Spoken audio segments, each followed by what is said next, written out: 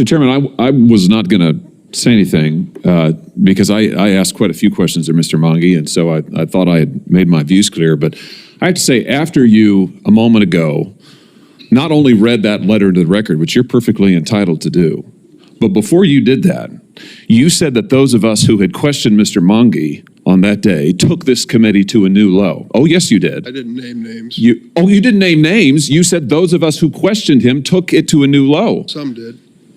And that would be those of us on this side. And I did question him on that day. And frankly, I resent the insinuation that those of us who asked him questions are somehow anti-Muslim or prejudiced in some way. I think it's outrageous. I think it's absolutely outrageous. And frankly, as someone who has worked across the aisle on any number of pieces of legislation, you know, Mr. Monge is supported by my friend Senator Booker. That is certainly a major point in his favor. And it's been a delight to work with Senator Booker on pieces of legislation in this committee and with you, Mr. Chairman. But I have to say, it's hard to do when you call us anti-Muslim racists, which is basically what you just did a moment ago. It's on video. Everybody can see it. I mean, truly, that is absolutely outrageous. And so I'll just reiterate again, my issue with Mr. Monge is I don't care what his religion is or if he has a religion. I don't care. But I do care that he was the director of a center that was basically a mouthpiece for Hamas.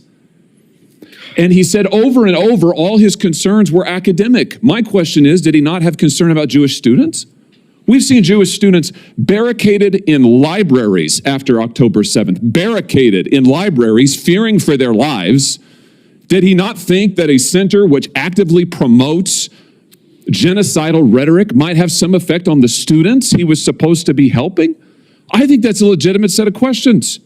Now, we could disagree on it. Clearly, we do. And I say again, I respect the support that he has from Senator Booker and others. That's fine.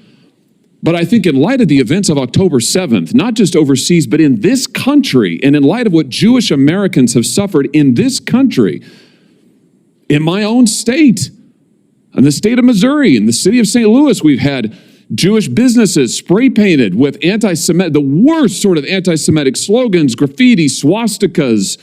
We have Jewish students in our campuses in Missouri on the WashU campus say they feel unsafe.